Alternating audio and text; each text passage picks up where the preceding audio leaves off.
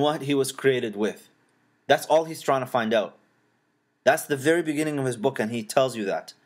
So, again, back to this idea of why I call it academic dishonesty is because it seems that this teacher, when he was talking in the lecture, he just stopped at where Imam al-Ghazali is talking about how children of Jewish parents are just become Jew and Christians become Christian and Muslims become Muslim. And he just stopped at that. And he doesn't finish the rest of that statement because that sentence wasn't even completed yet. You know? And then he tells you, and this is another issue that it's really unfortunate how some of our Muslim scholars are represented by teachers. And this really goes to show that, this is just a little tangent here. I'll give you one example just to make it clear instead of just beating around the bush. The issue, for example, on music. The issue of music and its ruling in Islam, is it permissible or is it not permissible? And I'm not talking about just singing and just reciting poetry. I'm talking really about somebody going to play the guitar and the piano, learning how to play the violin or the cello. I'm just talking about musical instruments. The way that it's presented by a lot of people is as if there is no difference in opinion. That is completely impermissible and you can never, ever, ever, ever, at all be around it. Shut your ears and walk away. And I'm not talking here about hip-hop music and things like that. I'm talking about just, let's say classical, Beethoven or Mozart or Bach, or let's say that the anashid that are being recited by people like Sami Yusuf and Maher Zain right now that use musical instruments. Is that permissible or it's not?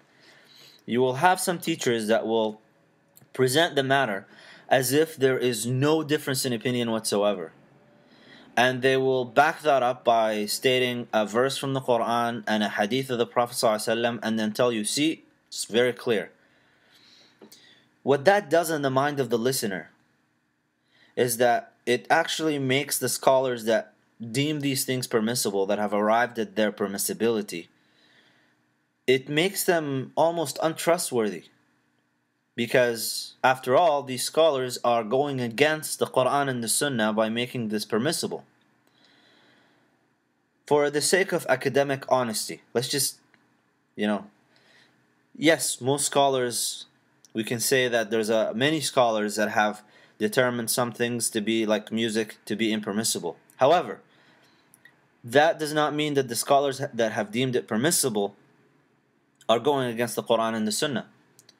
All they're doing is that they're picking a different interpretation of the same hadith and the same Quran that's been used by people that have declared it impermissible. The ones that will tell you, وَمِنَ النَّاسِ مَن يَتَّخِذُ لَهْوَ الْحَدِيثِ, I think it's Surah Luqman, where there's people that will take idle talk, and then they will tell you this idle talk, Ibn Mas'ud radiallahu anhu have deemed it to be, he's talking about ghina, singing, music.